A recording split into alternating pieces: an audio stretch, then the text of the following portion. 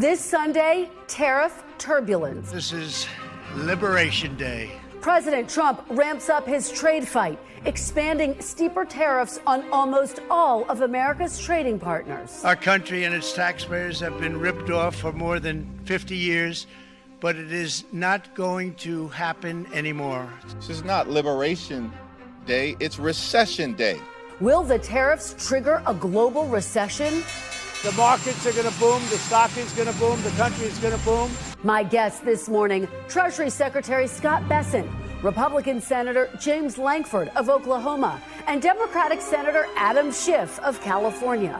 Plus, X Factor. I feel like this is one of those things that may not seem that it's going to affect the entire destiny of humanity, but I think it will. Elon Musk's candidate loses in a Wisconsin Supreme Court race he spent millions on. I never could have imagined that I'd be taking on the richest man in the world, and we won. Has Musk become more of a liability than an asset? And political endurance. I confess that the Democratic Party has made terrible mistakes that have given lane to this demagogue. Senator Cory Booker breaks the record for the longest Senate floor speech. Where does the Constitution live? On paper or in our hearts? What will Democrats learn from his 25-hour protest? Joining me for insight and analysis are NBC News senior White House correspondent Garrett Haake, Leigh Ann Caldwell, chief Washington correspondent for Puck, Neera Tanden, president for the Center for American Progress, and Lanhee Chen, a fellow at the Hoover Institution. Welcome to Sunday. It's Meet the Press. From NBC News in Washington, the longest-running show in television history, this is Meet the Press with Kristen Welker. Good Sunday morning. The global fallout is intensifying after President Trump imposed the highest tariff levels against nearly every country in a century. Many economists are now warning President Trump's tariff plan could push the nation closer to a recession, while he insists it will bring the country to a new golden age. It's our declaration of economic independence. For years, hardworking American citizens were forced to sit on the sidelines as other nations got rich and powerful, much of it at our expense. But now it's our turn to prosper. The risks and uncertainty of this new trade war are causing serious jitters from Wall Street to Main Street, where American businesses and consumers are likely to bear the burden of higher costs. Stocks nosedived in the biggest losses since the COVID pandemic, wiping out a record $6 trillion in value in just 2 days. World leaders responding, suggesting the Trump tariffs will fundamentally change the global economic order. The 80-year period when the United States embraced the mantle of global economic leadership, when it forged alliances rooted in trust and mutual respect, and championed the free and open exchange of goods and services, is over. The White House's message is to be patient and don't focus on the short-term impact. The markets are going to boom, the stock is going to boom, the country is going to boom. How long will it take to get manufacturing, American manufacturing, to where you would like to see it?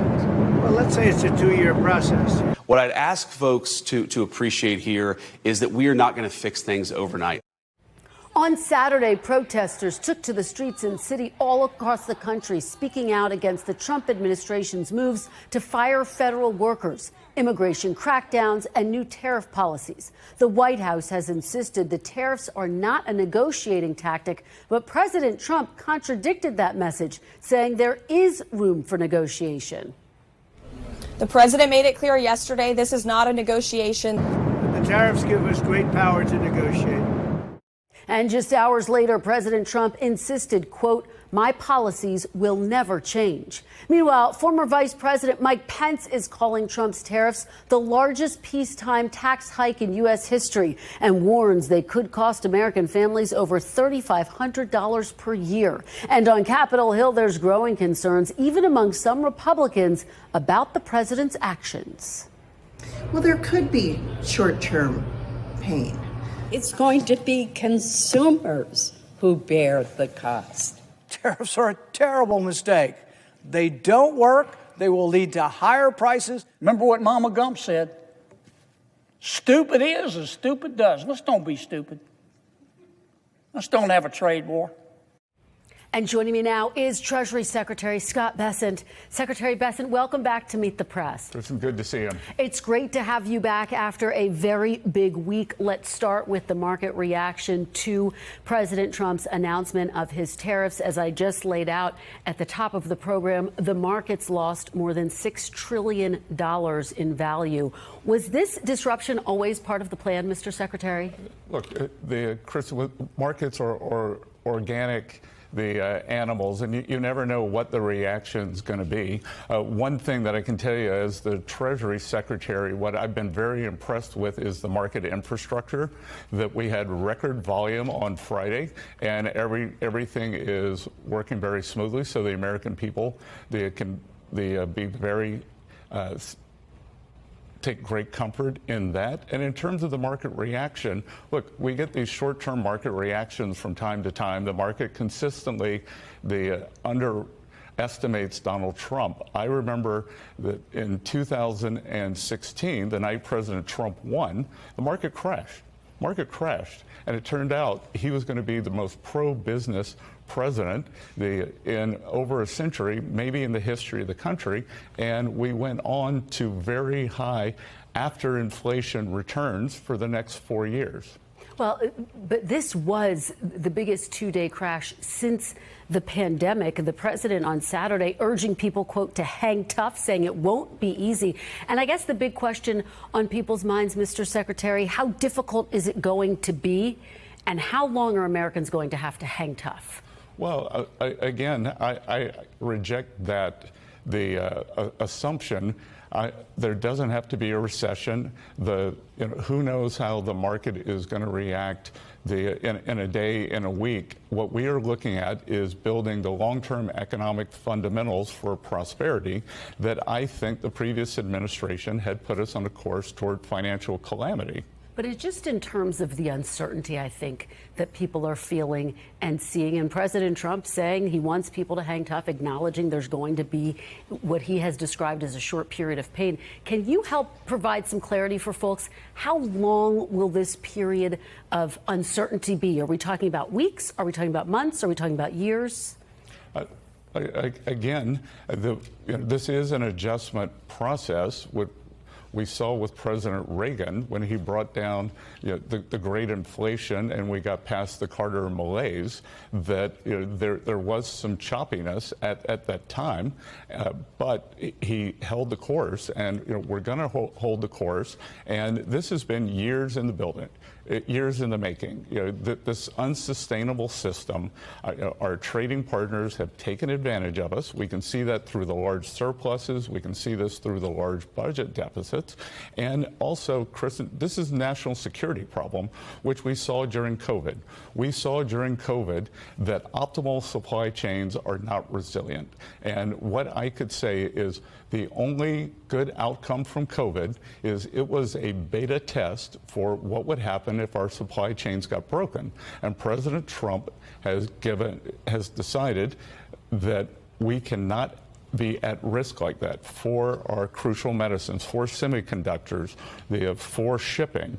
And we are going to move forward so the American people can know that they are going to have a more secure future. And yet, President Trump promised that he was going to improve the economy starting on day one. He said prices are going to come down. More than 160 million Americans, Mr. Secretary, as you know, are invested in the market. Many of them have spent their lives saving for their retirement. What is your message to Americans who want to retire right now and who've just seen their lifetime savings drop significantly? Well, Kristen, I think that's a false narrative. Americans who want to retire right now, the Americans who have put away for years in their savings accounts, I think they don't look at the day-to-day fluctuations of what's happening.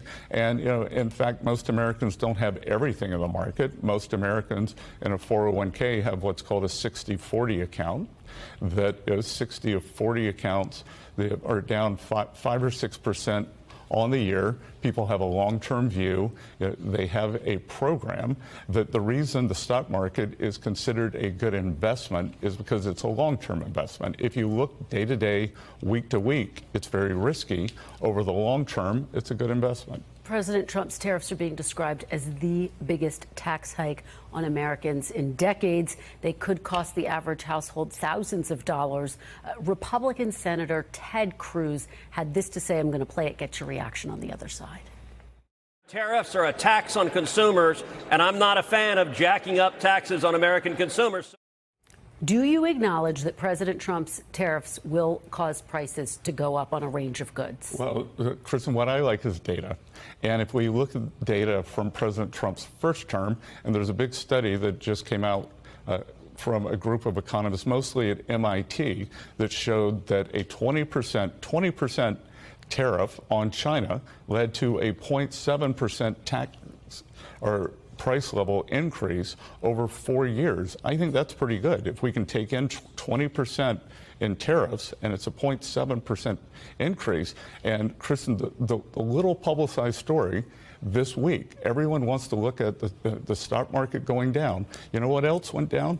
Oil prices went down almost 15% in 2 days, which impacts working Americans much more than the stock market does. Interest rates hit their low for the year, so I'm expecting the mortgage applications to pick up. Well, just to be very clear, though, I mean, during President Trump's first terms, the cost to Americans was nearly $80 billion in new taxes due to his tariffs. Prices did go up on everything from washing machines to tires. Well, no, but let's go back. The aggregate number was 0.7, so we can discern the individual things. Also, households saw real net wages go up. So if wages go up faster than prices, which is not what happened over the past 4 years, that's why the bottom 50% got eviscerated. Well, let me ask you about your view, because last January you wrote that, quote, tariffs are inflationary. The Fed chair said the same thing on Friday, that tariffs announced this week cause higher inflation. Have you expressed any concerns to President Trump directly that his tariff policy could be inflationary? No, what I've said is tariffs are a one-time price adjustment. So there's a big difference between insipid, endemic inflation within the system and consistent price level increases and a one-time adjustment. But the other thing that we're doing is we are raising wages for working Americans. We're bringing down regulation. So there are estimates that regulations have cost the average household about $8,000, that when we get this tax bill through, then we will make the tax levels permanent. And again, the drop in the energy prices, the drop in interest cost, I think real after-tax wages are going to go up for Americans, and that's what's important. One of the big questions and points of confusion, I think, is are these tariffs permanent or are they a negotiating tactic? Some administration officials have said they're permanent. President Trump himself has said he's open to negotiating. So let me just ask you, is President Trump willing to negotiate, or are these tariffs permanent? Well, I think that's going to be a decision for President Trump, but I can tell you that as only he can do at this moment, he's created maximum leverage for himself. And more than 50 countries have approached the administration about lowering their non-tariff trade barriers, lowering their tariffs, stopping currency manipulation. And they've been bad actors for a long time, and it's not the kind of thing you can negotiate away in days or weeks. You yourself have said that he's using these for negotiating. He has told me directly he's open to negotiating. So just very clearly, for the American people, can you say definitively, is he planning to negotiate? Has he already started negotiations with countries? I think we're going to have to see what the countries offer and whether it's believable. Because, again... So he's open to it, is what I hear you say. No. I think that we are going to have to see the path forward, because, after 20, 30, 40, 50 years of bad behavior, you can't just wipe the slate clean. All right, let me ask you about one of the big questions, recession. As you know, analysts say the chances of a recession are rising in the wake of the tariffs announced this week. Do you believe that President Trump's tariffs are risking the chances of a recession? I don't, and I think we could see from the jobs number on Friday that was well above expectations that we are moving forward. So I see no reason that we have to price in a recession. Okay. Before I let you go, I know you've been one of the officials spearheading the efforts to get President Trump's budget bill passed on Capitol Hill. It includes the president's plans for tax cuts, extending the 2017 tax cuts, for example. Are you confident that the president's budget bill will pass before the August recess? We are shooting for even a much earlier date. And Chris and I can tell you the underreported story in D.C. is, it's fun from our side of the aisle to watch the Democratic chaos, but the underreported story is the Republican unity. And Speaker Johnson has done an incredible job with a small minority. He got reconciliation instructions out on the first try. He got a clean continuing resolution. Speaker Thune, the Senate issued the reconciliation instructions, so things are moving very quickly. Very quickly. President Trump called on the Fed chair to lower interest rates. Do you think that Fed Chair Jerome Powell should lower interest rates? I think that when we see inflation dropping, that the Fed will do what it always does and lower rates. But in the meantime, what we can control is the longer-term rate, the 10-year rate, which hit a new low on Friday. That's where mortgages are priced. That's where long-term capital formation is priced. And, back to the deal. When we can pass that, we will have economic certainty. Okay, we'll be watching for that timeline you just laid out very closely. Secretary Scott Bessent, thank you so much for being here. We appreciate it. Thank you. All right, and when we come back, Republican Senator James Lankford of Oklahoma joins me next.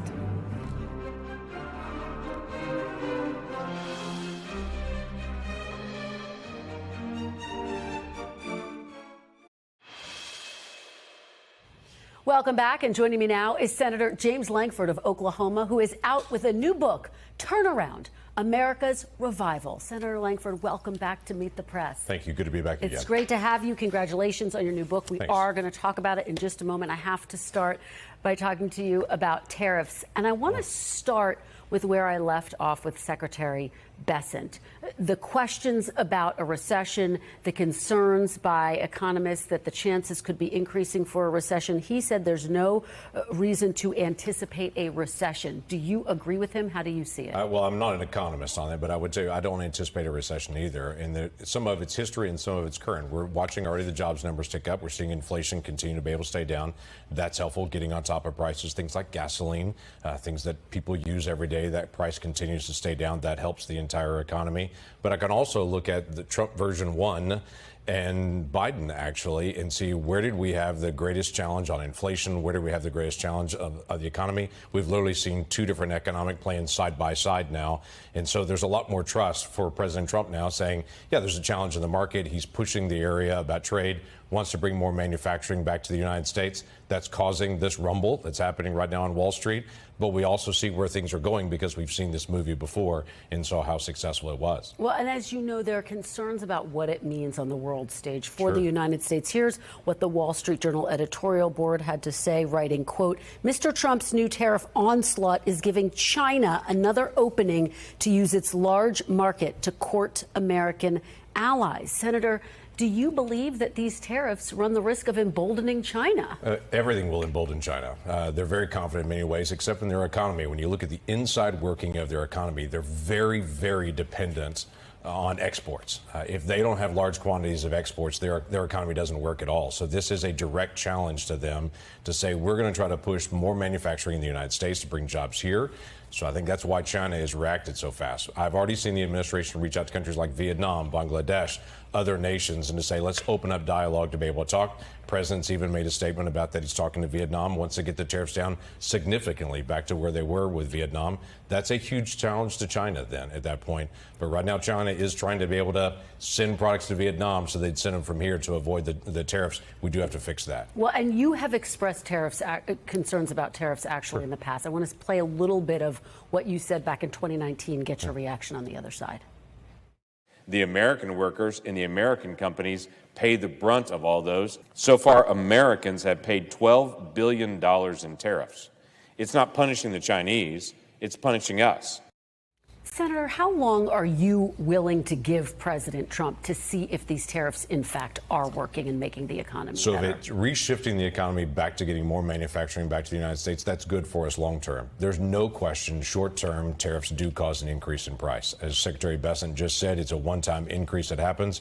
I want to get that down. When we see some of the rates in some of the other countries that are very, very high, we've got to be able to work those down because our economy is very intertwined globally on this, and we want to make sure it's all fair and it works. And one of the clearest examples is Israel has a 17% rate.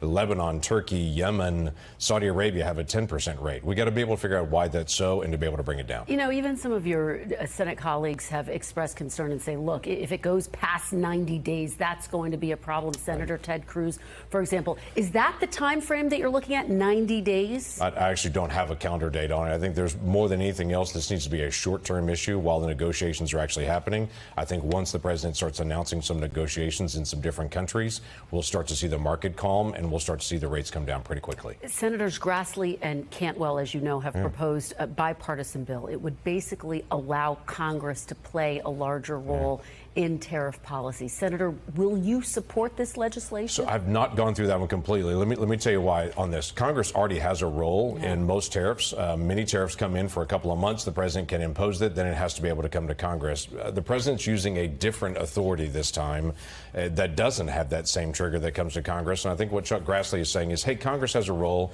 Quite frankly, constitutionally, Congress has a key role in any kind of tax policy, tariffs, any kind of revenue issues. So it is right for the legislative branch to engage and say, hey, we have a role in all revenue issues and always have for that long term. So we're going to have the courts step in on this. Congress will step in on this. But obviously, the president's also trying to fix a major issue that's been in the country for a very long time, and that's manufacturing leaving the country. Okay, I do want to talk about your book. It's called Turnaround America's Revival. One of the things that strikes me in reading this is your optimism, Senator. You have this rallying cry, basically, for people to get engaged, for people to get involved. You talk about the fact that right now America is drifting instead of intentionally sailing. What do you say to those people who have just given up on American politics? Yeah, re-engage locally. America's not about our politics, it's about our people. It's about each other. It's about our families. And the book itself is a focus on faith and politics. And some people say you can't do both. That I was like, that's not true. Our faith drives everything that we do. Our faith drives how we affect our families, affect our neighbors. But we sometimes disengage our faith from our politics. And we suddenly say, well, I'm going to live my faith consistently with my family, with my politics. I'm going to scream and yell and be angry. And I think, okay, let's engage both of those. Now, the core values of who we are to be able to live those principles. We are a nation, ultimately, that is about what's happening locally, and what happens locally affects the nation. As I say in the book, Washington doesn't change the country changes Washington. And so what changes the country? It's us. Well, you also write about the fact that you were one of the people spearheading this effort to get this bipartisan border bill I do talk about passed. that. It was opposed by some Democrats. It was opposed by some folks in your own party. And a theme in your book overall is doing something is so much better than doing nothing. As you stand back, do you believe that your party is following that principle right now, Senator? We are. We're trying to chip away on some areas. For instance, on the tax policy right now, on what's happening in the economy. We're trying to be able to chip away on those things little by little on it. Quite frankly, we sit back at times and say, it's such a mess, I'll do nothing. That's the worst possible thing. I actually give an illustration about a tornado in Oklahoma that happens when you actually come behind a tornado and you stand there, you think, where do you start? Well, you start where you're standing. You start right there. Wherever you are, that's where you start, because literally everything needs to be cleaned up. And if you look around your communities and families and everything else that we see, and just the anger rising in the country, it's like we can either yell at the anger, or we can say, let's do something. Start right where you are and start making an impact. And if each of us does that, look what happens in the country. Well, talking about doing something, one of the things you're trying to do right now, Republicans are trying to do, is to pass this budget bill. We are. Again, as I was talking about with Secretary Bessent, would extend the 2017 Trump-era tax cuts. The chairman of the House Budget Committee, Republican Congressman Jody Arrington, had this to say about the bill. Quote, "It's unserious and disappointing, creating $5.8 trillion in new costs and a mere $4 billion in enforceable cuts." Do you think that President Trump's budget bill, his agenda, is in real trouble? It's not. It's not. Let me say the difference here. People are going to look at the Senate budget and say, you're not reducing enough spending on this. We got to reduce a lot more spending. And we're all nodding our heads going, yes, we do have to reduce a lot. But a budget bill, as it comes out, is this wide framework to say, let's get started. There's no detail in it. And everybody says, where's all the detail? There is no detail in a budget. It's just a framework. The next stage is when we go on to detail. So this bill simply allows us in the process to go to the next bill. Most Americans don't track the process. They want to know what the product is at the end. That's coming in the next several months as we work through in public. What's the product that's actually going to come out of this? And just yes or no, you agree with the Secretary, you can get this done before the August recess? Oh, absolutely. We can get it done before August. Absolutely we can. Okay. The book is Turnaround, America's Revival. Thank you, Senator, for being here to share it with us. We really appreciate it. Thank you. Thank you. And when we come back, Democratic Senator Adam Schiff of California joins me next.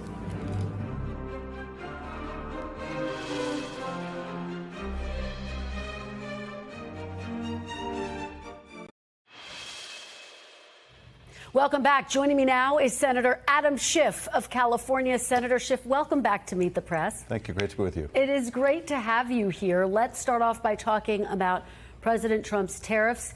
He calls this an economic revolution. He says that these tariffs are necessary to reset the global economic order and so that the United States is treated fairly on the world stage. How do you respond to that? Do you agree with any part of that? I don't agree with any part of that, and unfortunately, he's wrecking our economy. I think people have seen their retirement savings on fire, and there he is out on the golf course. That may end up being the most enduring image of the Trump presidency, that is the president out on a golf cart while people's retirement is in flames. The Treasury Secretary saying that people aren't looking at where the retirement savings are. Maybe he doesn't have to. He's got the wealth. He doesn't have to. Maybe the president with his wealth doesn't have to. But what I'm hearing from Californians is those that have just retired, those who are on the eve of retiring, they're terrified of this.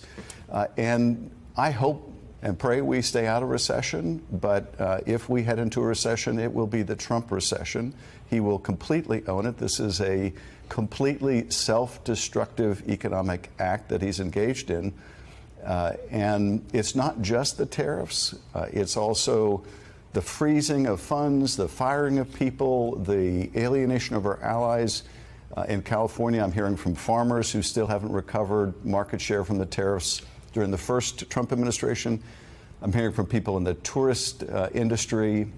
You have people from other countries now who don't want to come here, most particularly Canadians. I'm hearing from others, small business people who are telling me that Canadians are saying, don't send us any more of your products. In fact, we're going to send you back what you've already sent us.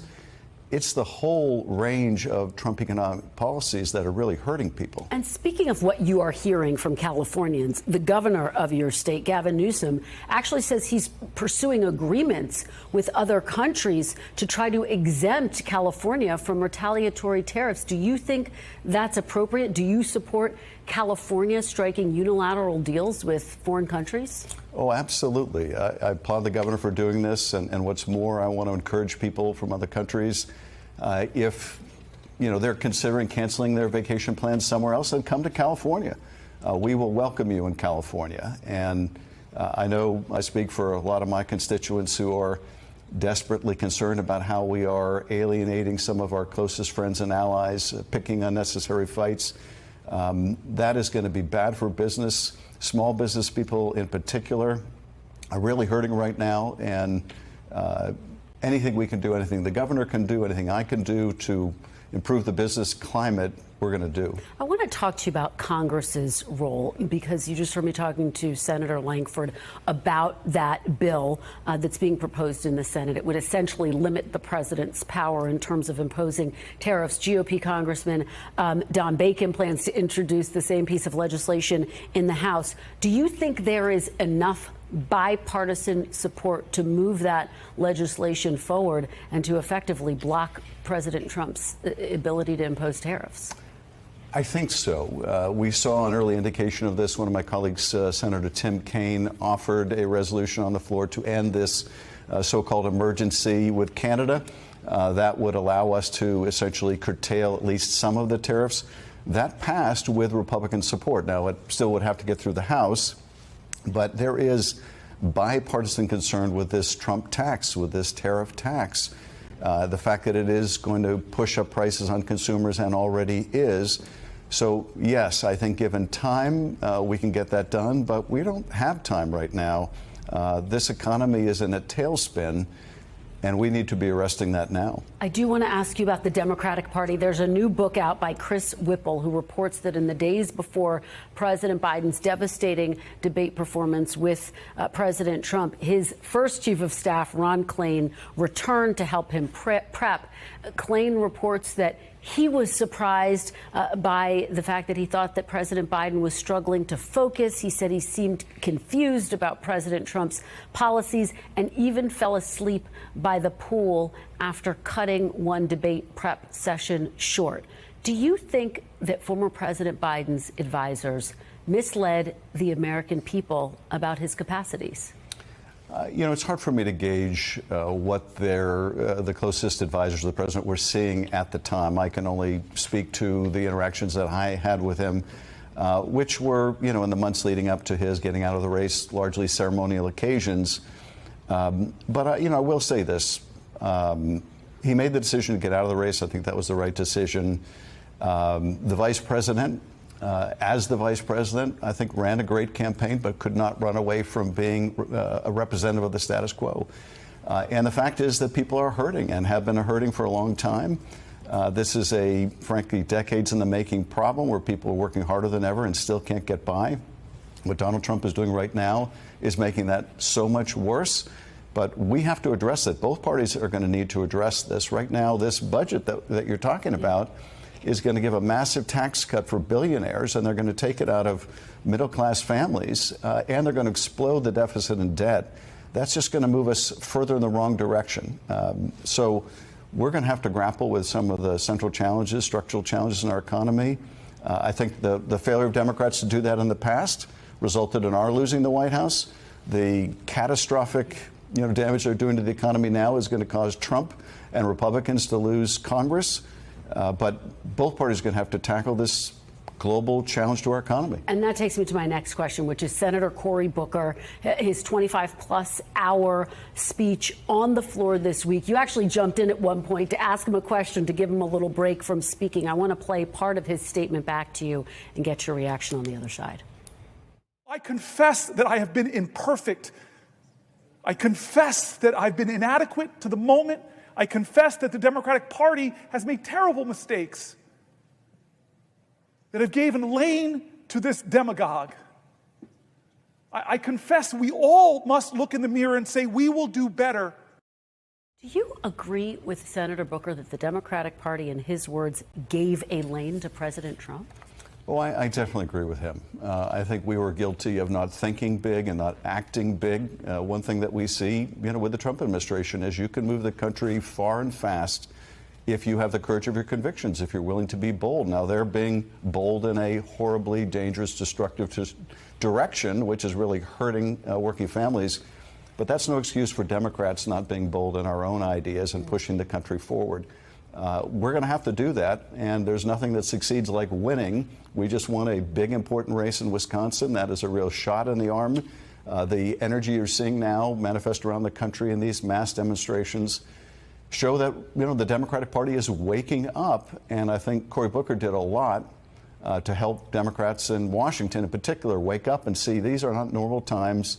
We're not going to be able to fight what they're doing in a normal fashion. But in addition to pushing back aggressively and hard and hours in a row like Cory Booker, we're going to have to be pushing hard on our own big ideas. All right. Well, I want to ask you about someone else who was in the Democratic Party. I guess Mayor Eric Adams now running as an independent in the New York mayor's race. But look, all of the corruption charges were dismissed against him. The judge said that the move, quote, smacks of a bargain, trading a legal dismissal for concessions of New York's immigration policies. You were, of course, a federal prosecutor. How do you see this? Well, this was a totally corrupt bargain between the Trump administration and the mayor of New York, in which essentially a deal was struck. We'll make these charges against you, these serious corruption charges, go away if you'll be a loyal soldier in Donald Trump's immigration army. That's the corrupt bargain that the judge was talking about. And tragically, we're seeing that bargain played out over and over and over again. We're seeing countless lawless actions by the administration going after universities, going after law firms, patently illegal action. But we're also seeing a lot of surrender to this illegality. Law firms surrendering, universities surrendering. The only way we're going to get through this is if we stand up with courage and defend ourselves, our institution, defend working people, because ultimately the Americans are going to be hurt by this, because to the degree that the Trump administration is fixated on rescuing corrupt allies or punishing law firms that stood up to him, they're doing nothing about the fentanyl crisis. They're doing nothing about attacking violent criminals. They're spending all their time on petty retribution and abusing the Justice Department. I'm having a hearing tomorrow, as you know, on this at 3:30, along with Jamie Raskin. We're doing the oversight Republicans refuse to do of these corrupt acts going on in the Justice Department. All right. Senator Adam Schiff, thank you so much for coming back. We really appreciate it. Great to be with you. Good to have you here. When we come back, the U.S. once fought to remove tariffs to boost economic growth. We look back more than 30 years. Our Meet the Press Minute is next. Stay with us.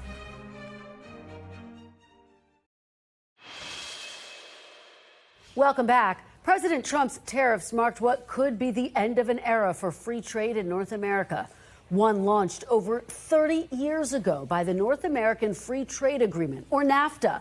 President Bill Clinton signed the landmark deal with Mexico and Canada in 1993, though critics feared it would cost American jobs. President Clinton joined Meet the Press just 1 week before a major economic summit, with NAFTA still hanging in the balance to make his case for the agreement on the world stage. If I go there and NAFTA passes in the House, it will be a clear statement to Asia. Number one, that the United States is not withdrawing from the world.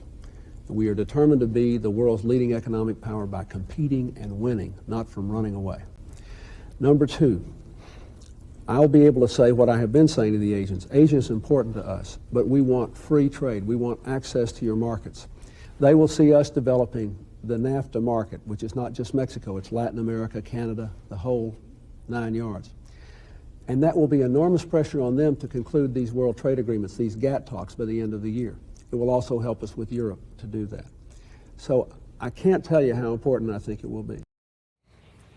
When we come back, is President Trump gambling with the global economy and his political future? The panel is next.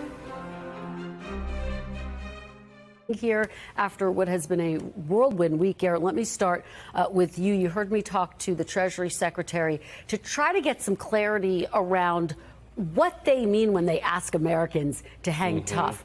Take me inside some of your conversations. What are your sources telling you about the time frame? What are they asking of Americans right now? Look, it's very much a moving target, and it depends on who you ask and when you ask them. But I will say, you heard from the president in the open. He thinks this is a couple of years of progress here, process. I think the president also has this political superpower where he can declare victory at any time. I expect to see some of those conversations that the Treasury Secretary was talking about turning into trade deals somewhere along the way with some of these perhaps smaller trading partners. I also know the White House is now heavily focused on getting Congress to step up and pass the tax bill. They are hoping that that would be sort of part two to their economic roadmap here, and that will get some of the heat off them. But I think it's important to remember that this is a president who's not bogged down by a ton of, let's say, long-held policy positions. But tariffs is different. This is something he has believed in for the entirety of his public career, long before he got into politics. And so I don't see him backing off this in the face of the market uncertainty anytime soon. Leigh Ann, tariffs has been one of the biggest consistents in Donald Trump's entire political career, business career, as Garrett notes. I thought that the conversation with Senator Lankford was notable. We talked about the possibility of legislation passing that would give Congress a little bit more power over tariffs. There are some jitters among Republicans. How long do you think Republicans are going to give President Trump before they start to speak out more forcefully and say, hey, we're worried about these tariffs? Well, Garrett says the president says it could be painful for a couple years, where a lot of these Republicans don't have a couple years. They have to face voters in 2026. And remember, the Republican Party outside of Donald Trump used to be a free market, free trade party. And so they are watching this very closely. I know there's been a lot of reporting about 90 days. I'm hearing 60 days. The markets need to be super stable for 2026 for Republicans to win. And these Republicans, the ones who are keeping their powders dry right now, they are hoping that this is just a negotiation, that these tariffs are going to start to be rolled back very soon, but no one knows the answer to that. And so that's why Republicans privately are very nervous, even if publicly they're not saying a lot just yet. Yeah, Lonnie, there is so much uncertainty hanging over all of this, and that's part of, I think, what we're seeing on Wall Street as well. Does President Trump have a breaking point where he says, I can't take any more of this, I have to shift policy? Well, every president is going to be responsive to the state of the economy. I think the American economy is incredibly resilient. And I think there's been some early evidence, whether it's jobs coming back in semiconductor manufacturing, jobs coming back in auto manufacturing, that the administration can hang its hat on. But of course, every administration is going to look at the economic situation. That's going to place political pressure on them. I will say, though, what President Trump has successfully done in this regard is to jumpstart a conversation on two significant issues. One is, how do you deal with the fact that we've had manufacturing jobs leaving America for a long time? And the second thing is, how do you deal with the economic predation of countries like China? And that is a conversation that's been started now. Now, whether tariffs are the right answer, that's a different discussion. But in terms of the actual debate, I think he has kicked off an interesting debate on those issues. Neera, what's your take on all of this? And do you think that Democrats are capitalizing on this moment in an effective way? They're coming off of a fairly strong week, winning that Supreme Court race in Wisconsin, the Cory Booker floor speech. What do you make of what you're seeing from Democrats? Well, you saw in Wisconsin that Democrats moved the electorate 11 points towards Democrats, and that was Tuesday. And that was before Americans and the global economy lost $6 trillion in 2 days. Of course, the same amount as what was lost during COVID, which was a natural event.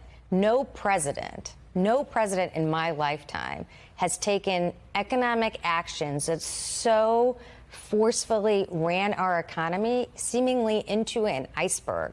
You were seeing small businesses concerned, you're seeing farmers concerned, you're seeing average Americans concerned, you're seeing big business. Talk about auto companies. Stellantis just announced 900 jobs lost. And I think you saw a lot of anger. You've seen a lot of anger in the Democratic Party, mass rallies. But this is really a fundamental shock to the economy. And when the Secretary of Treasury says basically, oh, the thing I'm most focused on is that the market stability held as stocks crashed 2,000 points. I think that's a really let them eat cake moment, actually. Well, speaking of those rallies, let's remind people of what those rallies looked like. You had folks turning out in states all across this country, Garrett, protesting the Trump agenda, protesting, quite frankly, the cuts by Elon Musk. Based on your conversations, do you think this is a moment where there is so much scrutiny on Elon Musk that he's becoming, in this climate, a liability for President Trump? Well, look, I think he's clearly a liability for Republicans on the ballot, but I don't think these protests are the kind of thing that's going to change the opinion of Elon Musk within the White House. There, I can tell you there is a wide variety of opinions about Elon Musk and his utility, but he's still the world's richest man. He's still deeply enmeshed in the president's agenda, and as his supporters in the White House will tell you, he is carrying out the president's agenda. And, you know, to borrow a rocketry phrase here, he serves as a bit of a heat shield for President Trump. Basically, he gets the blame for the unpopular stuff that the Trump administration is doing. The other thing that I'm told is that the bonhomie between he and President Trump, the bromance is real to a certain point. As long as they are still personally close, as you know, the president values his personal relationships above many other things. As long as they're still personally close, I think that's going to sort of protect Musk's role in the MAGA universe. But also, these are two men who have a long history of dramatic flameouts with other people with whom they've shared power. And you can't discount that history when you look forward to how this all ends. Well, we are seeing former President Barack Obama come off of the sidelines for the first time in a long time, weighing in on this moment. I want to play that and get everyone's reaction on the other side. It is up to all of us to fix this. It's not going to be because somebody comes and saves you. Will that resonate, and why now? Well, I think what's really remarkable is how early President Obama is speaking out. As you know, during the first term of Donald Trump, he didn't speak out really until the elections. And now I think it's because you are seeing Democrats really scared and concerned, but also some of the institutions that were meant to guard, like law firms and lawyers, who are under attack and caving. And so I think what's really interesting about what the president said is he said that just early, late in the week, and then you see these rallies. And again, these rallies are not just in New York. They're in Asheville. They're in Idaho. They're in Utah.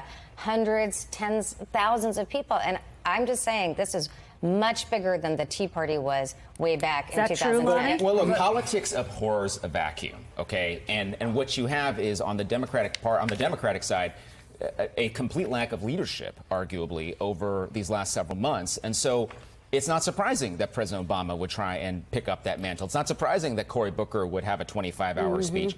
I think they sense political opportunity one way or another. Now, it's obviously more relevant potentially for Cory Booker, who might run for president. But nonetheless, I think this vacuum is very real. And so Democrats will need to start stepping in my view. So, yeah. So, yes, there is a political vacuum, but the political fortunes can change immediately. And we saw that last week between Donald Trump and Republicans. Democrats are now feeling a little pep in their step with the Cory Booker thing, with the protests.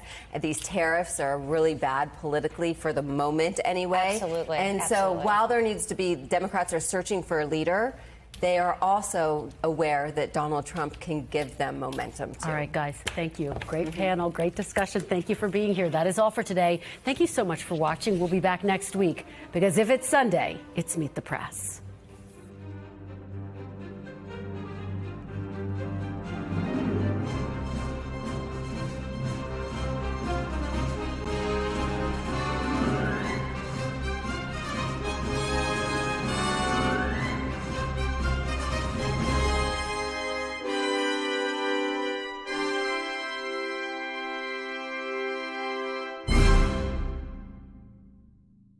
Thanks for watching. Stay updated about breaking news and top stories on the NBC News app or follow us on social media.